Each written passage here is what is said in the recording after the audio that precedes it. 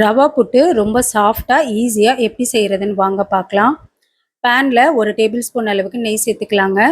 Cashew nuts வந்து ஒரு 6லேருந்து 7 அளவுக்கு சேர்த்துருக்கேன். இந்த அளவுக்கு வறுப்பட்டதுக்கப்புறம் எடுத்துட்டு 1 கப் ரவை வந்து சேர்த்துக்கலாங்க. நல்லா வாசனை வர வரைக்கும் வறுத்து எடுத்துக்கலாம். இப்போ இது கூடவே காய்ச்சி ஆற வச்ச பால் வந்து ஒரு 3/4 கப் அளவுக்கு எடுத்திருக்கேங்க. உங்களுக்கு பால் சேர்க்க விருப்பம் இல்லைன்னா நீங்கள் வார்ம் வாட்டரில் கொஞ்சமாக உப்பு சேர்த்துட்டு கூட கொஞ்சம் கொஞ்சமாக கலந்து கொடுத்துக்கலாம். கொஞ்சமாக நான் வந்து உப்பு சேர்த்துருக்கேங்க டேஸ்ட்டுக்காக. இந்த அளவுக்கு நல்லா மிக்ஸ் பண்ணதுக்கப்புறம் ஒரு 5 நிமிஷம் மட்டும் மூடி போட்டு வச்சிடலாங்க. இப்போ பாருங்க, நல்லா வந்து ரவை ஒரு 5 நிமிஷம் சூப்பராக ஊறிடுச்சுங்க. இதை இட்லி தட்டில் நம்ம மாற்றிக்கலாம். ஒரு 5லேருந்து 8 நிமிஷம் மட்டும் மூடி போட்டு வச்சிடலாங்க. இப்போ ஓப்பன் பண்ணி பார்க்கலாம். புட்டு வந்து சூப்பராக ரெடி ஆயிடுச்சுங்க. இதை வேற ஒரு பவுலுக்கு மாற்றிட்டு 1/2 கப் அளவுக்கு நல்ல துருவின தேங்காய் சேர்த்துக்கலாங்க. இது கூடவே 1/4 கப் அளவுக்கு சுகர் சேர்த்துக்கலாம். நீங்கள் நாட்டு சக்கரைனாலும் சேர்த்துக்கலாங்க. வறுத்து வச்சிருந்தா முந்திரி சேர்த்துக்கலாங்க. 2 டேபிள் ஸ்பூன் அளவுக்கு நெய் சேர்த்துக்கலாம். ரொம்ப சாஃப்டான ரவா புட்டு ரெடி.